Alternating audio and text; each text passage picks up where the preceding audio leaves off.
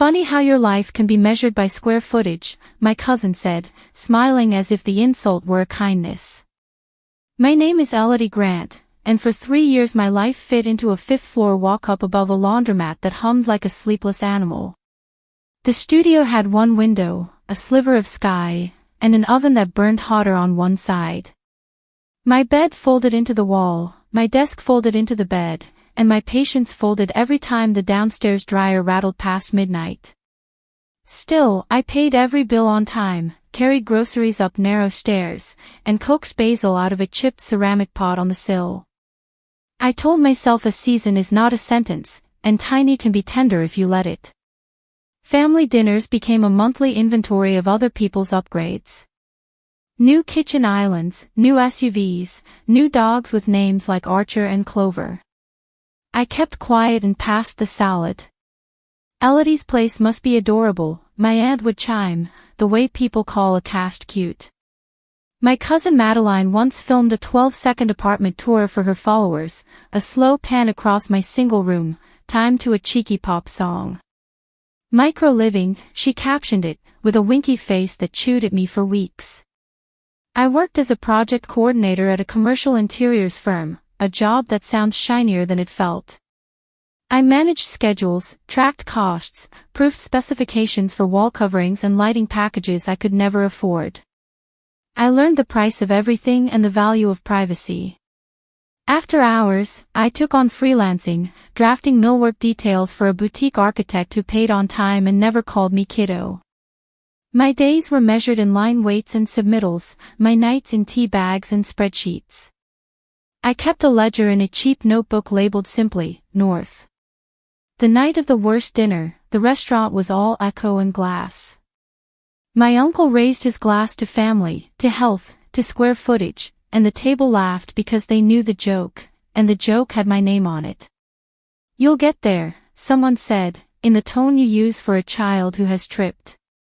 I asked the server for water. I tasted metal. On the walk home, the city's windows glittered like 1,000 exits I could not take. My boots sounded steady on the sidewalk, steady enough to hide the tremor I felt in my chest. I unlocked my door and stood in my studio, which looked exactly the way they had described it, small and earnest, trying its best. I sat at the desk and opened my ledger. I drew a neat box around the word North, then drew a second box inside the first. It felt like placing a doorway inside a doorway. I did not cry. I sharpened a pencil and wrote the date. Something in me settled into place, not rage, not envy, something quieter and denser. I looked at the chipped basil pot, the single window, the place that held me. I did not promise anyone anything out loud, but a vow took shape in the room, thin as a hair and strong as a wire. After that dinner, the jokes found small ways to grow legs. A cousin tagged me in a reel about organizing your shoebox palace. A friend from college sent listings that were priced like jokes with cruel punchlines. At work, I prepared budgets for corporate lounges with espresso taps and velvet banquettes, then ate my lunch on a milk crate near the freight elevator, right above the paint buckets. I learned how to be present without offering myself for judgment, how to keep my chin level while my insides recalibrated. Money became a second language. I learned the interest rate on my student loan to the 100th decimal. I canceled subscriptions, tracked sales cycles on Staples, scheduled my laundry for Tuesdays when the laundromat offered a discount. I sold a pair of heels I bought for a wedding and wore once. I kept the shoebox because it was sturdy and fit perfectly under the bed.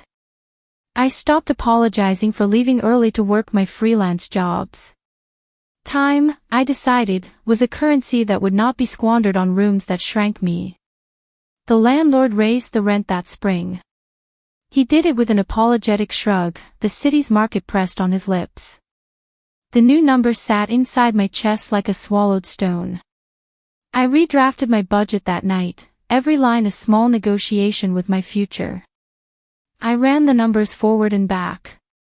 What I could afford was not what I wanted, and what I wanted felt like a word I was not allowed to say. I went to the window, opened it an inch, and let the laundromat's warm detergent air wash the room. The basil trembled. Isolation crept in like fog, soft and steady. Invitations came with the unspoken expectation that I would be entertained by their excess.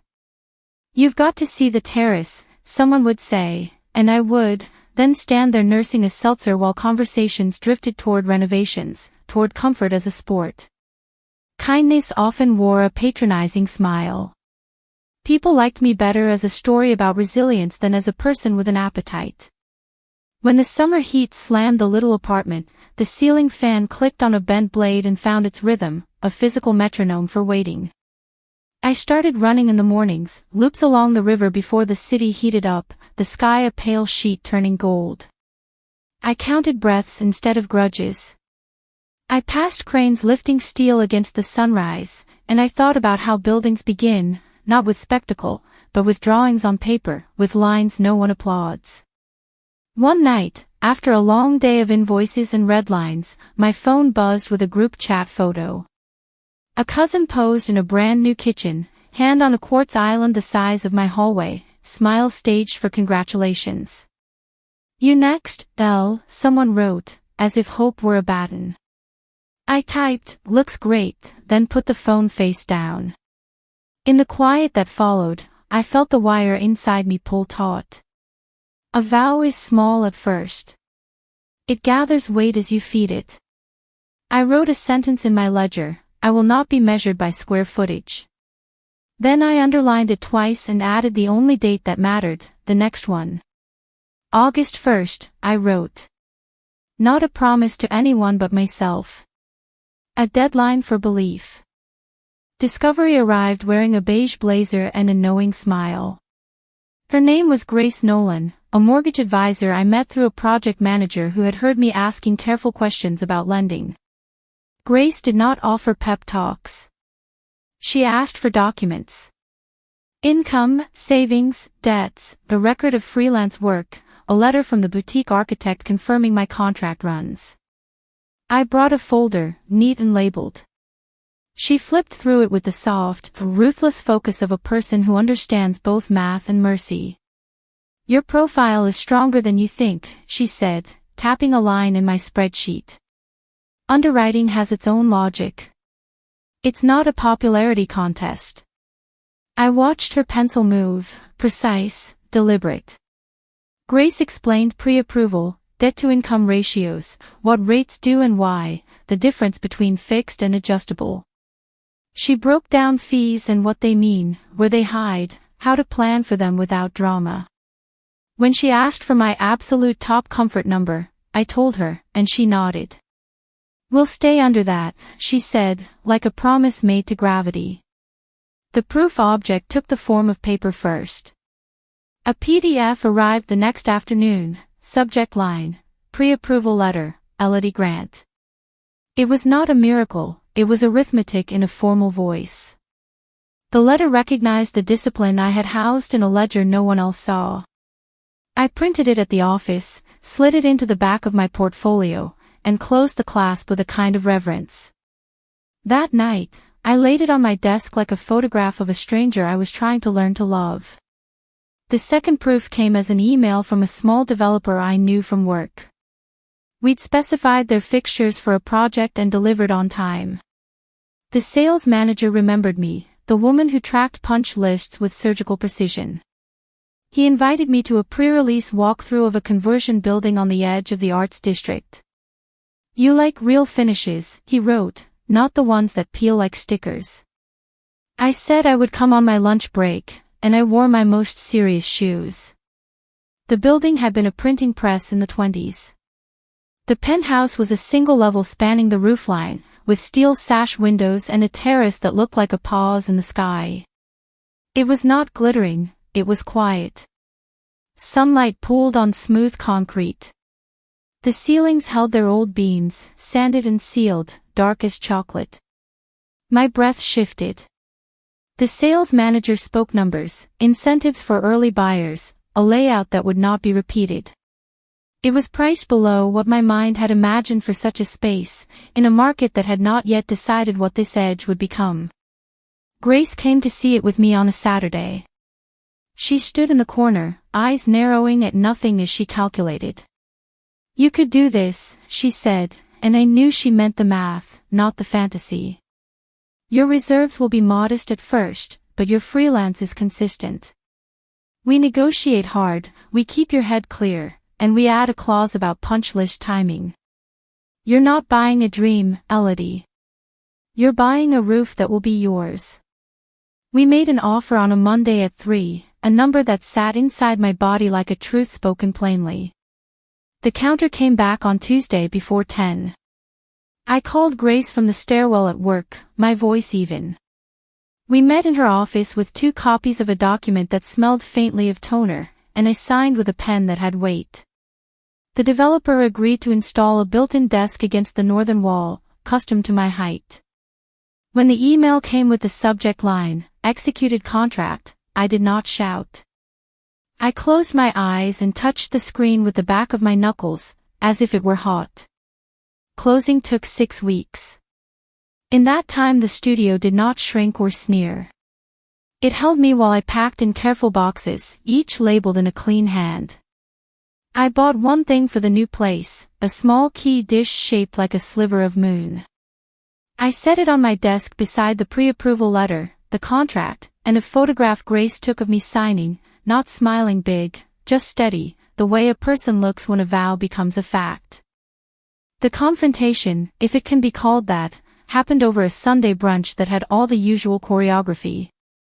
My aunt arranged tulips in a vase, my uncle spoke about market volatility as if it were weather he could control, and my cousins compared terrazzo samples as if they were rare birds. I wore a navy dress with pockets and a light sweater. My hands were steady. My phone sat face down in my bag, a silver key resting silent inside. "Still in the shoebox?" Madeline asked, a half-smile softening the blade. "For now," I said, pouring coffee, steady as a metronome. "You should let us help," my uncle added, benevolent and loud. "There's no shame in asking family." I thought of every invoice I had sent, every lint-clogged filter I had cleaned by hand, every morning I ran past cranes hoisting steel into sky. "I'm all set," I said. The conversation shifted to vacations, to an in-law's golf handicap, to a neighbor's dog that had chewed through a custom rug, which everyone agreed was an affront. I cut my pancakes into neat quarters and listened. I was not angry. I was studying the way silence can be an instrument. When the table talk turned to square footage again, to the scarcity of light and the cruelty of landlords, someone said my name as if it were an example. "Elodie's been in that tiny place a while," my aunt said. "Hard to meet someone in a shoebox." My mother looked down at her napkin, the way she does when she wishes the world would behave differently. She has never mocked my apartment, but she has been present for the air around it. I reached for my bag. My fingers knew the key by shape. "I brought something," I said, keeping my voice easy. I placed the key on the tablecloth, not theatrical, just there, light catching its edges. A small stamped tag swung from it, engraved with a single word, Penthouse. The room paused, a tableau of startled faces and held breath. "Is that a joke?" my cousin asked, and laughed in a brittle register. "No," I said. Closing was Friday. "On what?" my uncle asked, as if grammar could save him. "On home," I said. I did not elaborate. I did not pull out the executed contract or the mortgage documents or Grace's business card. I did not recite the rate or the square footage or the clause about punch list timing. I took a photo of the key on the white tablecloth. Then I placed it back in my bag. The group chat buzzed a minute later as my photo landed with a small message, "Picked up a new key. I'll be busy for a bit." I did not add the address. I did not add a tour. People stared, the tulips a little too bright between us. Someone tried to recover the mood with a story about a neighbor's renovation nightmare. Someone else asked about parking. "Congratulations," my mother said, soft but solid, and lifted her glass of orange juice with a small, fierce nod. We touched rims. A few others echoed her, thinly, like latecomers to a choir. "Is it, big?" Madeline asked finally, the word sticking. "It fits," I said. No one knew what to do with that. The rest of the meal trembled around the rim of its old script, trying to find purchase. I passed the maple syrup, thanked my aunt for the tulips, and refused to insult my past to flatter my present. When I stood to leave, I felt the keys weight in my bag, cool and sure.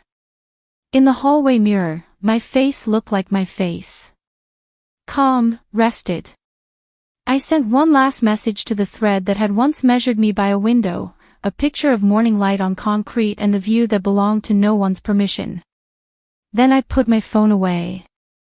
Justice, I learned, can be a quiet object placed on a table between plates. The first morning in the penthouse, I woke before the alarm, tuned to a frequency the city keeps for people who open windows and listen. Light moved across the floor in slow bands. The steel sash cast long, slender shadows like sheet music. I brewed coffee and stood by the northern wall where the built-in desk waited, my measurements turned into clean lines and joinery. I ran my hand along the edge. It was smooth, trustworthy, made for work that adds, not noise. The terrace held cool air that smelled faintly of rain and cut stone.